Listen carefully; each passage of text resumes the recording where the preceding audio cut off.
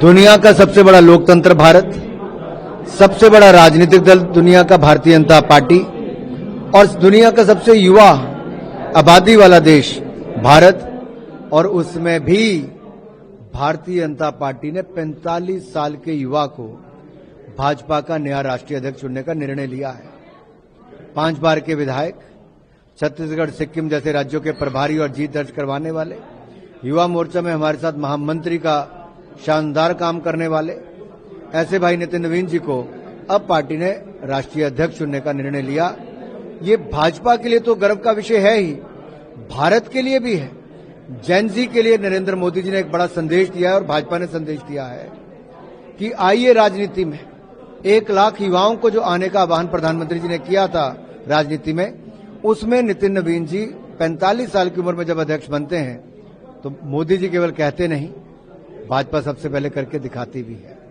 दुनिया के सबसे लोकप्रिय नेता नरेंद्र मोदी जी हमारे पास हैं। दुनिया का सबसे बड़ा राजनीतिक दल हम हैं। संगठन की ताकत हो, नेता की लोकप्रियता हो, और नितिन नवीन जी का जो अपना अनुभव युवा मोर्चा से लेकर पार्टी तक का रहा, विधानसभा से लेकर मंत्री पद तक का रहा, सरकार संगठन की भूमिकाओं में रहे, इन सबका लाभ हमें मिलने वाला है। एक टीम के रूप में हम नितिन नवीन जी की अध्यक्षता में लड़ेंगे और मोदी जी का जो लोकप्रियता है उसका लाभ हमें आने वाले चुनावों में मिलेगा। ये बहुत सौभाग्य की बात है, हमारे बिहार के एक वरिष्ठ नेता आज राष्ट्रीय अध्यक्ष बन रहे हैं। प्रामाणिक 5 बार के विधायक, हमारे लिए बहुत सुख का विषय है कि वो मेरे वोटर हैं, मैं उनका वोटर हूं पटना में। तो आज हम लोग के लिए बहुत आनंद का विषय है। खूब सफल हो, देश के लिए बड़ा काम करें, पार्टी को खूब आगे बढ़ाएं, यही शुभकामनाएं। पार्टी ने जो युवा अध्यक्ष बनाए हैं, ये पूरे देश के राजनीतिज्ञों को, राजनीतिक पार्टियों को एक संदेश गया है कि भारतीय जनता पार्टी ही है जो फर्श से अर्श तक कार्य करता जाता है, और शायद कांग्रेस में तो संभव है ही नहीं, वहां तो वंशवाद का है। नितिन जी के लिए आप क्या कहेंगे उनको? नितिन जी के लिए इतना ही कहूंगा कि नितिन जी अब पूरे देश में जो उनके नेतृत्व में चुनाव होगा, प्रधानमंत्री और नितिन जी मिलकर के चौवा छक्का लगाएंगे। पहला ही बंगाल टेस्ट है। बंगाल टेस्ट है। बंगाल में तो कांग्रेस हार चुकी है। तृणमूल कांग्रेस, तृणमूल को ही कह रहा हूँ, तृणमूल है ना, कांग्रेस उसके पीछे है। तृणमूल तो हार चुकी है। वहां अगर मैं कह नहीं सकता कि ये कौन सी मुख्यमंत्री है जिसे संविधान से कोई लेना देना नहीं, जो संघीय ढांचे को ममता बनर्जी नहीं मानती है, जो केवल बांग्लादेशी घुसपैठियों के सहारे, केवल अगर मैं कहूं तो बंगाल पूरे देश का एक ऐसा राज्य है जहां संघीय ढांचा नहीं है, जहां संविधान का कोई सम्मान नहीं है, जहां पर लोकतंत्र का सम्मान नहीं है, वो अपने आप को एक राष्ट्र समझ रही हैं, लेकिन वहां का हिंदू समाज इस बार जय और क्षय होकर के तृणमूल को हराएगा। पार्टी में इंटरनल डेमोक्रेसी है, उसके वजह से आज कल चुनाव है, आज नामपत्र प्रेजेंटेशन करेंगे। मुझे लगता है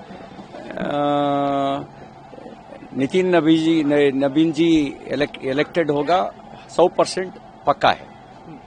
सर, जिस तरह से डेमोक्रेटिकली जो है चुना जाता है और पार्टी पे परिवारवाद के इल्जाम लगते हैं, कैसे इसको देखते हैं? अपना पार्टी में परिवारवाद नहीं है, अपना पार्टी में लोकतंत्र है।